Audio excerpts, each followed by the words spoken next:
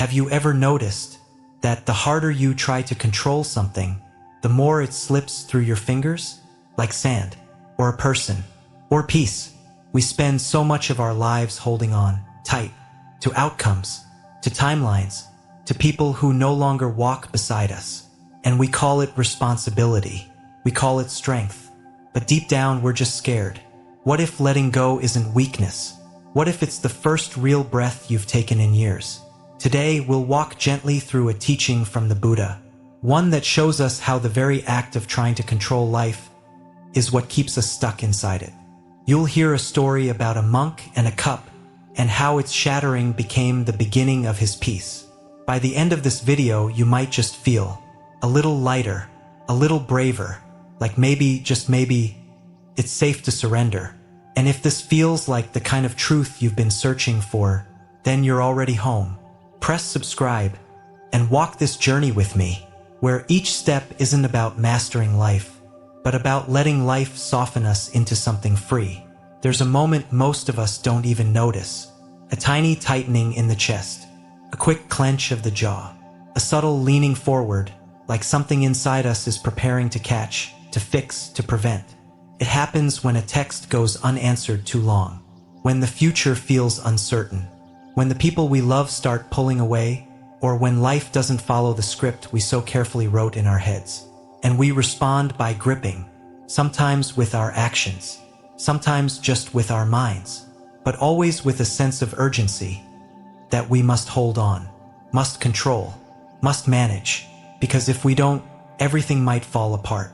Or so we believe. Control is seductive like that. It whispers to us that if we plan well enough, work hard enough, worry intensely enough, then maybe we'll be safe. Promises order in chaos. It gives us the illusion that we're the captains of a ship in stormy water, not realizing we're clinging to the wheel so tightly that our own hands are bleeding. In Buddhism, the Buddha didn't teach us to control life.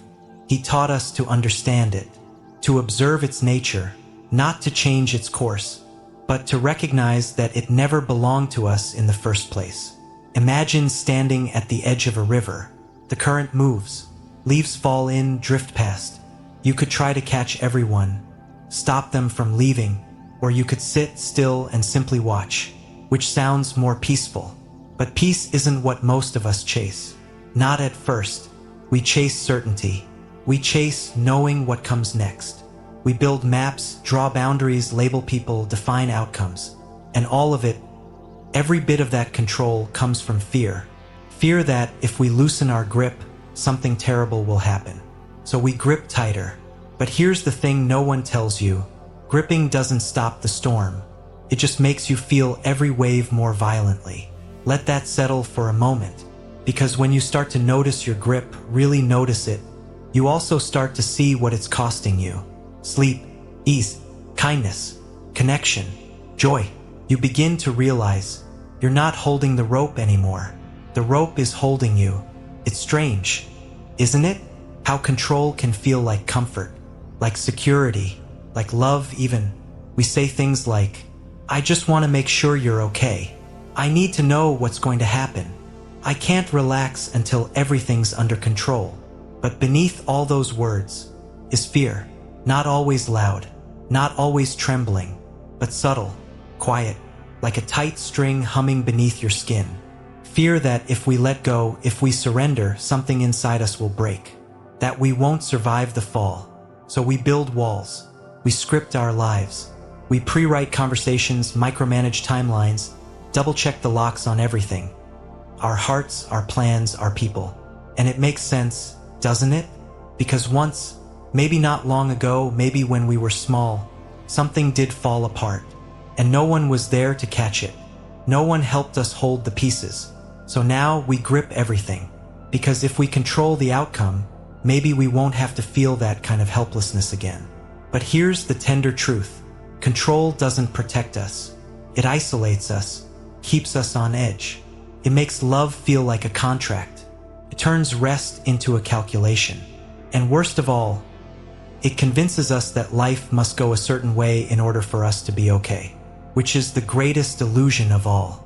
Because life won't go a certain way. People will leave. Plans will shift. Jobs will change. Your body will age. The unexpected will knock on your door whether you invite it or not. The Buddha didn't promise us that everything would work out. He simply reminded us that clinging to control is the root of suffering. He used the word upadana, grasping, and he pointed to it not with blame but with understanding, because what we grasp for is usually something we never fully received. Love, stability, certainty, belonging. We grasp because we're afraid that if we don't hold it tightly, it will vanish. But here's the quiet paradox. Sometimes it's in the releasing that something real finally arrives. There always comes a point, not loudly, not even suddenly, but unmistakably, the moment when control, this armor we've carried so long, starts to feel heavier than the fear it was meant to protect us from. Maybe it happens in the middle of the night, when your thoughts keep circling the same track. What if? What if? What if? And you realize you've had this same argument with reality 1,000 times, and it has never once bent to your will. Maybe it happens when someone you love walks away, and no matter how much you beg, bargain, explain, or try to fix it, they don't come back. Or maybe it's smaller. Maybe it's just the moment you drop your keys, and for no reason at all, that's what breaks you. And you sit there, crying over nothing and everything, because somewhere inside, you know you're tired. Not tired like needing sleep, but tired like your soul has been carrying the whole world, hoping if you just keep managing everything perfectly, you'll finally feel safe. That's the breaking point. But here's what's wild. It's not a breakdown. It's a doorway. The doorway between the mind that says, I have to hold it all together, and the deeper wisdom that whispers, you never had to. We think peace comes from control. But peace, true peace, comes from no longer needing control in order to feel okay. It doesn't mean you stop caring. It means you stop clenching. You stop editing the moment. Stop resisting what is. Stop performing for a version of yourself you no longer want to be. And in that surrender, something you didn't expect happens. The sky doesn't fall. You don't disappear. The world doesn't collapse without your grip. Instead, a new kind of breath enters your body. One you didn't know you were holding out on. One that feels less like surviving and more like returning. Returning to a self that trusts, not because the future is guaranteed, but because it finally feels okay not knowing. You look around and nothing has changed, but somehow everything has, because now you are no longer the storm. You are the sky it moves through. There's something no one tells you about surrender. It doesn't come with trumpets. It doesn't feel like winning. And at first, it doesn't even feel like relief. Feels empty, like standing in a room you used to fill with control, plans, calculations, mental rehearsals, and suddenly realizing the furniture is gone. No armor, no expectations, just stillness. And that stillness can feel terrifying, because for so long, your identity was built around managing. Holding, protecting, trying, letting go leaves space. And space, if you're not used to it, feels like loss. But give it a moment. Stay a little longer in that emptiness. Let the air settle. Let your shoulders relax. Let your hands slowly open. And you'll begin to sense something subtle, something soft. The ache that once screamed for control starts to dissolve into a kind of peace. The kind that doesn't come from fixing anything, but simply no longer fighting. It's the peace that comes when you stop swimming upstream and realize the current was never against you. You were just afraid of where it might take you. Buddhism teaches this gently. It doesn't say, give up. It says, stop grasping. Not because life won't hurt, but because your grip won't save you from the hurt. It will only make it harder to breathe when it comes. To surrender is not to say, I'm okay with anything that happens. It's to say, whatever comes, I'll meet it without abandoning myself. That's real peace, not the kind you earn, the kind you uncover when the noise quiets and the river carries you and you realize you were never meant to hold the whole world in your hands. You were meant to feel it, to flow with it, and to trust that even the unknown can be kind. There's a story a monk known not for his wisdom but for his worry. He wasn't arrogant. He wasn't selfish, but he was always afraid of things falling apart. He would double-check the gates of the monastery at night, count his mala beads before each meditation, hold onto his few possessions like they were the last anchors keeping him from floating away.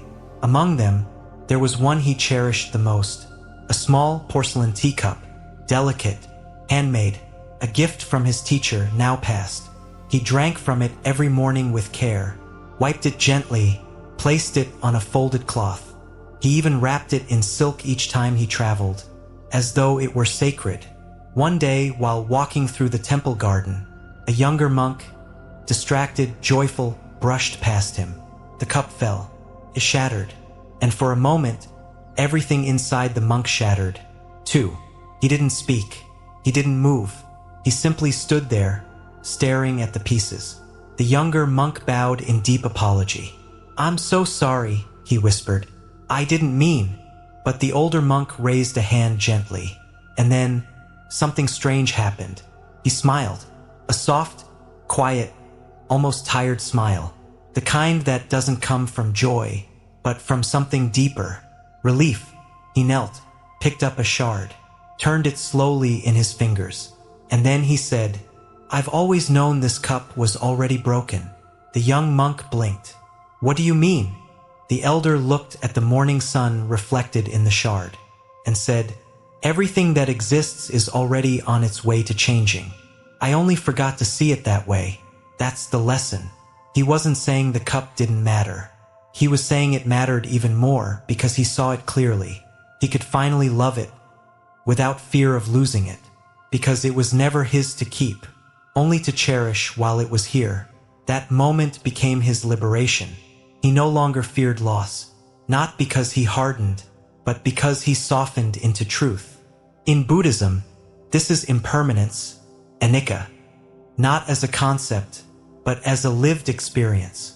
And when you truly begin to see through that lens, you don't stop loving things. You love them more, not for how long they stay, but for how deeply they touch you before they go. The cup was always broken, but so was the fear, so was the need to hold so tightly. And in its place, a breath, a silence, a freedom without condition. It's one thing to understand impermanence in a story. It's another to live it on a Monday morning. To let your child leave the house without replaying every worst-case scenario. To receive a text that says, "We need to talk," and not spiral into fear. To look in the mirror and greet the lines you didn't have a year ago with kindness instead of resistance. Living without clutching doesn't mean living without care. It means caring without gripping. It means allowing your partner to be who they are, not who your fear wants them to be. It means creating, not to prove your worth, but because it brings you closer to something still and sacred inside. It means letting the weather be what it is, letting the outcome be what it will, and letting yourself be here now fully. Start small. Maybe it's breathing before you react. Maybe it's noticing the moment your mind tries to predict, prepare, panic, and instead you come back to this inhale, this exhale, this cup of tea that's warm just for now. One day you'll realize you've gone a full hour without overthinking, then a morning without dread, then maybe a week where your shoulders didn't live in your ears. That's how surrender works, not in thunder, but in soft, repetitive choices. To not resist what is, to say yes to life, not as you wish it were, but as it gently arrives at your door. And in this way, you begin to taste a freedom that isn't loud. It's quiet, like a room you've swept clean, like light spilling in through an open window. And this kind of freedom isn't about what you let go of. It's about what you no longer need to carry, because your peace no longer depends on the world staying the same. It only depends on your willingness to meet it with open hands. So maybe now you're not gripping as tightly. Maybe your hands haven't let go all the way, but they've softened just a little.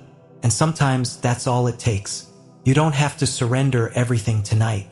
You just have to notice the parts of you that are tired of holding it all together and breathe with them, Because surrender isn't something you perform. It's something you return to, like the way a candle flickers but doesn't go out, like the way a tree bends in the wind and still stands. It's not weakness, it's trust. The trust that even if things fall apart, you won't, because maybe, just maybe, you were never meant to control the river, only to float, to feel, and to come home to yourself again and again. If something in this story found you, if it met you where you're weary, leave a trace in the comments below. A moment, a letting go, a breath, because this isn't just a video. It's a quiet corner of the world we're creating together. And if you want to keep walking this path with me, subscribe to Lotus Light Teachings, not just for more videos, but for the gentle reminder, you were never meant to do this alone.